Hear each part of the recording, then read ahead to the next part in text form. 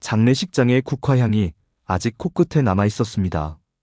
한가은은 검은 상복 차림으로 로펌 회의실 의자에 앉아 있었습니다. 창밖으론 11월에 차가운 비가 내리고 있었습니다.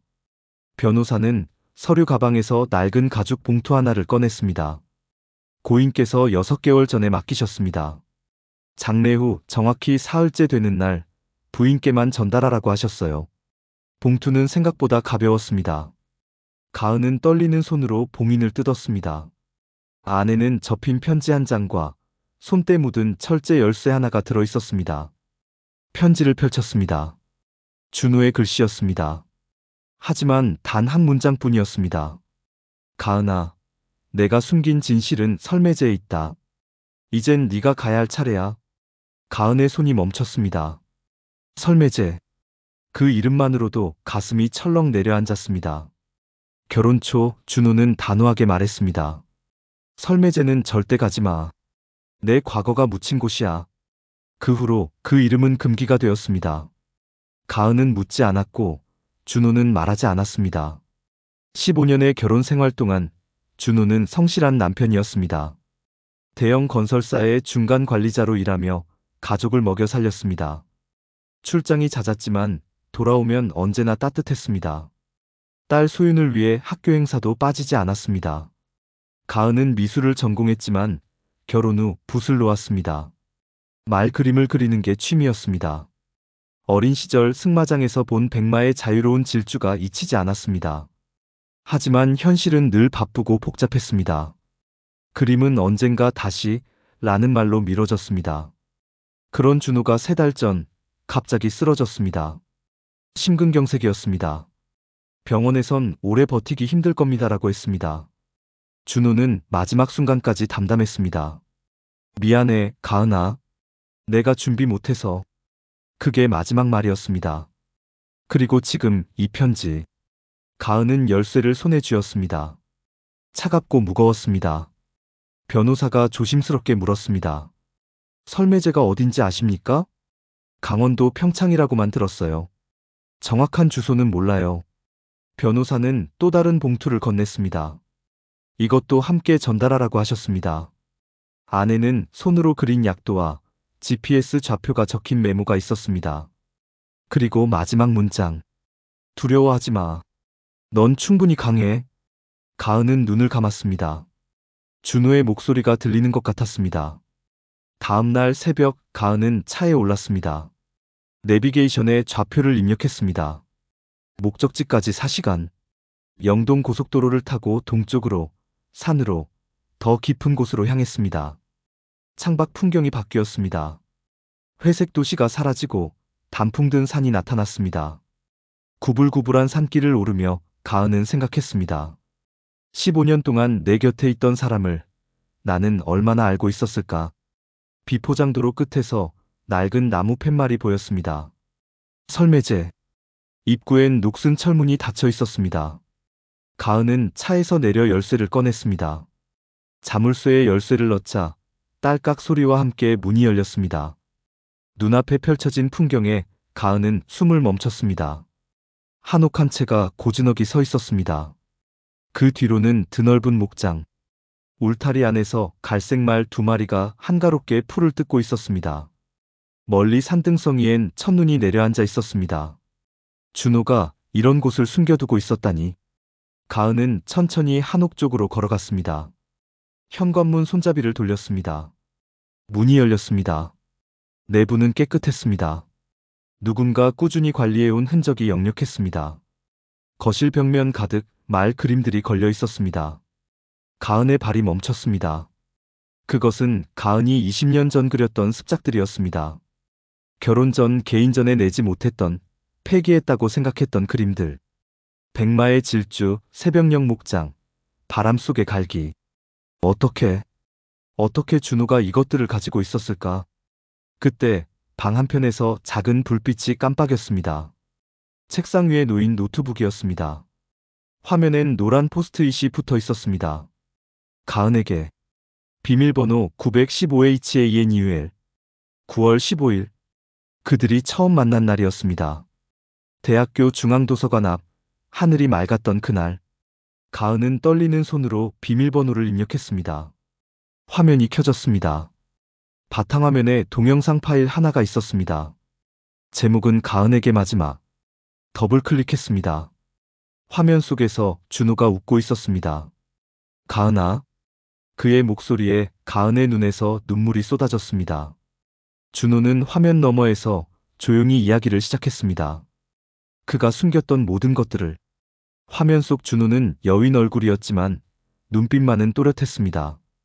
이 영상을 보고 있다면 난 이미 없겠지. 미안해, 가은아. 먼저 말하지 못해서. 가은은 노트북 화면을 움켜쥐듯 바라봤습니다. 3년 전 봄이었어. 정기검진에서 심장병을 발견했어. 선천적 판막 이상이었대.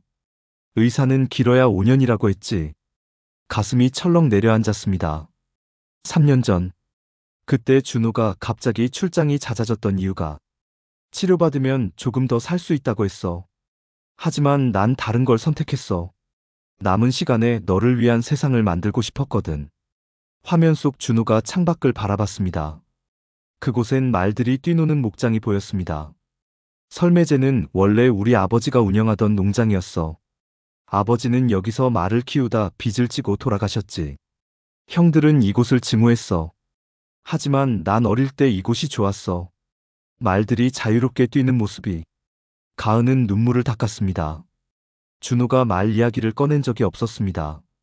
그저 시골 출신이라는 말뿐이었습니다. 3년 전 이곳이 경매로 나왔어. 형들은 관심도 없었지. 난 몰래 낙찰받았어. 네가 그리던 말 그림들 기억나? 결혼할 때 네가 버린다고 해서 내가 몰래 다 가져왔어. 언젠가 다시 그림 그릴 날이 올 거라고 믿었거든. 가은은 벽에 걸린 자신의 그림들을 돌아봤습니다. 20년 전의 꿈이 여기 고스란히 남아 있었습니다. 가은아, 이제 이곳은 네 거야. 네가 원하던 대로 살아. 말도 키우고 그림도 그리고. 그게 내가 마지막으로 바라는 거야. 영상이 끝났습니다. 검은 화면만 남았습니다.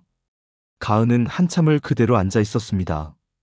눈물이 계속 흘렀습니다. 슬픔보다는 억울함이 컸습니다. 왜 혼자 짊어졌을까? 왜 함께 아파하지 못하게 했을까? 그날 밤, 가은은 한옥 안방에서 잠들었습니다. 준호의 체온이 남아있는 것 같은 이불 속에서. 다음 날 아침, 현관문을 두드리는 소리에 잠이 깼습니다. 문을 열자 60대쯤 되어 보이는 남자가 서 있었습니다. 낡은 작업복 차림이었습니다. 이준호 씨 부인이십니까? 네, 그런데요. 저는 박노식입니다. 3년 전부터 여기서 말 관리하고 농장 돌보는 사람이에요. 준호 씨가 돌아가셨다는 소식 들었습니다. 조의를 표합니다. 가은은 그제야 농장이 관리되어 온 이유를 알았습니다. 감사합니다. 그동안 수고 많으셨어요. 박노식은 머뭇거리다 말했습니다. 부인께 드릴 게 있습니다. 준호 씨가 만약을 대비해 맡겨두신 거예요. 그는 낡은 창고로 가은을 안내했습니다. 창고 구석, 철제 캐비닛 뒤에 작은 금고가 숨겨져 있었습니다. 비밀번호는 915라고 하셨습니다. 가은이 금고를 열자 두꺼운 서류 봉투가 나왔습니다. 안에는 토지 문서들과 오래된 사진들, 그리고 USB가 들어 있었습니다. 이게 뭐죠? 잘 모르겠습니다. 다만 준호 씨가 그러시더군요. 형님들이 찾아오면 이걸 보여주라고. 형님들. 가은은 시댁 식구들을 떠올렸습니다. 장례식장에 한번 왔다가 그대로 사라진 사람들. 바로 그때 농장 입구에서 엔진 소리가 들렸습니다.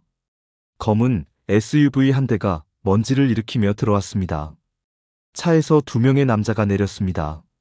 정장 차림의 40대와 50대. 이정우와 이재우, 준호의 형들이었습니다. 형님들, 어떻게? 큰형 이정우가 차갑게 말했습니다. 동생 땅 보러 왔지. 여기가 설매제구먼. 둘째 이재우가 농장을 둘러보며 말했습니다. 생각보다 괜찮네. 위치도 좋고. 가은이 물었습니다. 무슨 일로 오셨어요? 이정우가 서류 가방에서 문서를 꺼냈습니다. 유산 분할 협의하러 왔어요. 이 땅은 원래 아버지 명의였어. 준호가 임의로 매입한 건 무효야. 법적으론 우리 형제가 공동 상속인이지. 그게 무슨 말씀이세요? 준호 씨가 정당하게 산 땅인데. 이재우가 비웃듯 말했습니다. 재수 씨는 모르시겠지만 이 땅 밑엔 리튬 광맥이 있어요. 지질 조사 결과 나왔어요. 앞으로 전기차 배터리 수요 폭증하면 이 땅은 최소 100억은 받아요. 가은은 멍해졌습니다. 리튬? 준호가 그걸 알고 있었을까? 이정우가 차갑게 말했습니다. 준호가 우릴 속인 거야. 아버지 땅 경매 정보도 우리한테 숨기고 혼자 샀지. 유언 무효 소송 준비 중이야. 법원에서 봅시다. 두 사람은 그대로 차를 타고 떠났습니다. 농장에 침묵이 내려앉았습니다. 박노식이 조심스럽게 물었습니다. 부인, 괜찮으십니까? 가은은 손에 쥔 USB를 내려다봤습니다. 노식 씨, 이거 볼 수 있는 컴퓨터 있나요? 한옥 안에 있습니다. 두 사람은 서둘러 안으로 들어갔습니다. USB를 꽂자 여러 폴더가 나타났습니다. 토지대장, 거래내역, 녹취록. 가은이 거래내역 폴더를 열었습니다. 수십 장의 계약서 사본이 있었습니다. 이정우와 이재우의 이름이 도처에 보였습니다. 불법 토지 매매, 허위 담보대출, 횡령 의혹. 녹취록 폴더를 열자 음성 파일들이 나왔습니다. 재생 버튼을 눌렀습니다. 동생한테는 절대 말하지 마. 아버지 빚 갚는다고 하면 또 나서려고 할 거야. 이재우의 목소리였습니다. 설매제는 그냥 포기해. 어차피 쓸모없는 땅이야. 리튬 같은 거 나올 리 없어. 이정우의 웃음소리가 들렸습니다. 가은은 화면을 멍하니 바라봤습니다. 준호는 알고 있었습니다. 형들의 거짓말을, 배신을, 그리고 미래의 위협까지. 폴더 맨 아래 가은에게라는 텍스트 파일이 있었습니다. 클릭했습니다. 가은아, 그들이 올 거야. 하지만 넌 이길 수 있어. 진실은 네 편이야. 두려워 말고 싸워. 넌 충분히 강해. 사랑해. 가은은 눈물을 닦았습니다. 슬픔이 분노로 바뀌었습니다. 그리고 분노는 곧 결심이 되었습니다. 박노식 씨. 네, 부인.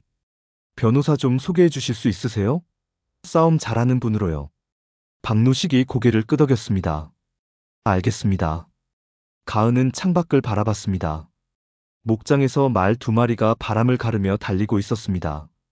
이제 준호의 싸움이 아니었습니다. 이건 가은 자신의 싸움이었습니다. 그리고 그녀는 질 생각이 없었습니다.